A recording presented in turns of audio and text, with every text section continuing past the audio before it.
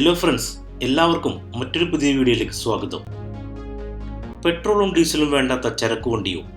കേൾക്കുമ്പോൾ ആശ്ചര്യവും കൗതുകവും തോന്നിയേക്കാം. അത്തരത്തിലുള്ള ഒരു വാഹനത്തിൻ്റെ വിശേഷങ്ങളാണ് ഈ വീഡിയോയിൽ. Welcome to Babs world. Me myself Babar Maliyekkal. African രാജ്യമായ റിപ്പബ്ലിക് ഓഫ് കോങ്കോയുടെ കിഴക്ക് ഭാഗത്തുള്ള ചെറുപട്ടണമായ ഗോമയിലാണ് ഈ പ്രത്യേക വാഹനം. ഇതിന്റെ പേരോ ചുക്കുഡു.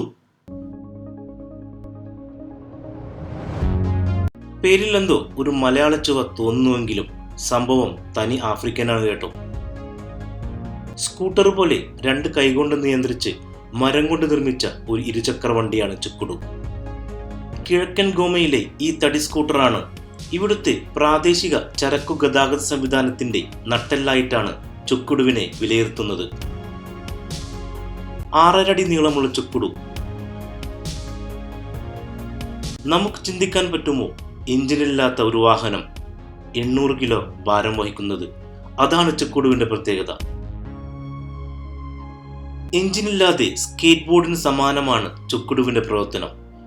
ഇത് ഓടിക്കാനും പ്രത്യേക വൈദഗ്ധ്യം ആവശ്യമാണ്.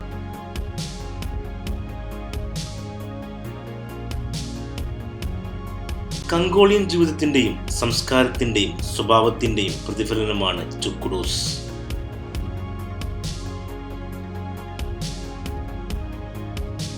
പ്രദേശത്ത് ധാരാളമായി കാണുന്ന യൂക്കാലിപ്സ് മരത്തിൽ നിന്നാണ് ഇത് നിർമ്മിക്കുന്നത്.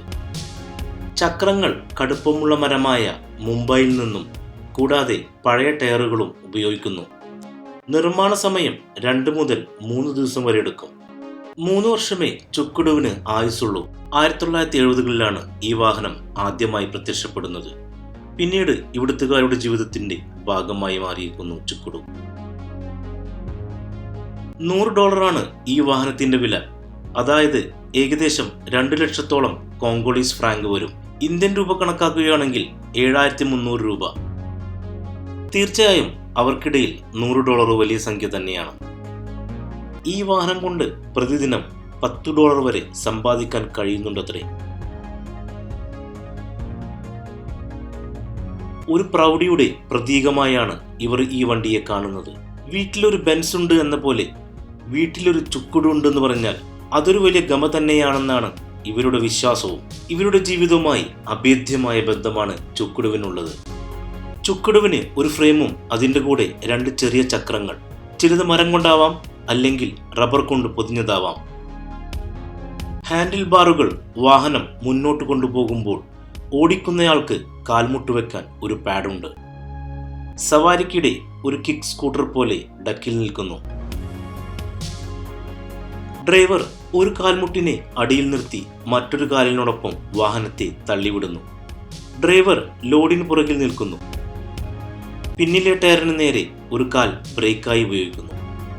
2006 സംഘടിപ്പിച്ച ആദ്യ ചുക്കുഡു മത്സരത്തിൽ കടുഹ എന്ന വ്യക്തിയാണ് വിജയിയായത്. അദ്ദേഹം തന്നെയാണ് ചുക്കുടിയന്മാരുടെ അസോസിയേഷൻ വൈസ് പ്രസിഡന്റും. ഗോമയിലെ ചരക്ക് ഗതാഗതത്തിന് ചുക്കുഡു അത്യന്താപേക്ഷിതമാണ്. അതിനോടൊപ്പം അവർ അഭിമാനത്തോടെ പറയുന്നു ഇത് തങ്ങളുടെ സ്വന്തം നിർമ്മാണത്തിന്റെ ഉൽപ്പന്നമാണെന്ന്. ഏകദേശം 1300-ലധികം ചുക്കുഡുകൾ ഗോമ പ്രദേശത്ത് രജിസ്റ്റർ ചെയ്തിട്ടുണ്ട്. ഇവിടുത്തെ ഗതാഗത സംവിധാനത്തിന് ചുക്കുഡുവിന് പ്രത്യേക നിയമങ്ങൾ ഒന്നും തന്നെ നിർദ്ദേശിക്കപ്പെട്ടിട്ടില്ല. അതുകൊണ്ട് തന്നെ ഇതുമൂലമുള്ള അപകടം സർവ്വസാധാരണയാണ്.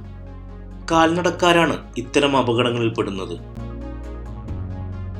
ഈ പ്രദേശത്തെ വളരെ ദയനീയമായ സമ്പദ് വ്യവസ്ഥയെ ഉയർത്തുന്നതിൽ ചുക്കുഡുവിന്റെ പങ്ക് തള്ളിക്കളയാൻ കഴിയില്ല. ചുക്കുഡുവിന്റെ രൂപം പുറംനാട്ടുകാർക്ക് എത്രമാത്രം താഴ്ന്നതും അപരിഷ്കൃതമാണെങ്കിലും കോങ്കോയിലെ ജീവിതത്തിന്റെയും സംസ്കാരത്തിന്റെയും രസകരമായ ഭാഗമാണ് ചുക്കുഡുകൾ. 2009 പ്രസിഡന്റ് ജോസ്പെ കബീല ഗോമയുടെ നഗരമധ്യത്തിൽ സ്ഥാപിച്ച ചുക്കുഡുവിന്റെ ഒരു സ്മാരകമുണ്ട്. അവിടുത്തെ ജനങ്ങളുടെ കഠിനാധ്വാനത്തിന്റെ പ്രതീകമാണ് ഈ പ്രതിമ. ഈ ഹൈടെക് കാലഘട്ടത്തിൽ ഇതിനെ കാണുമ്പോൾ അപരിഷ്കൃതമായി തോന്നുന്നുവെങ്കിലും കോങ്കോളീസുകാർ നെഞ്ചോട് ചേർക്കുന്നതും അവരുടെ ദൈനംദിന ജീവിതത്തിന്റെ ഭാഗം തന്നെയാണ് ചുക്കുഡു. ചുക്കുഡുവിന്റെ വിശേഷങ്ങൾ ഇവിടെ അവസാനിക്കുന്നു. വീഡിയോ ഇഷ്ടമായെങ്കിൽ ചാനൽ സബ്സ്ക്രൈബ് ചെയ്ത് സപ്പോർട്ട് ചെയ്യുക.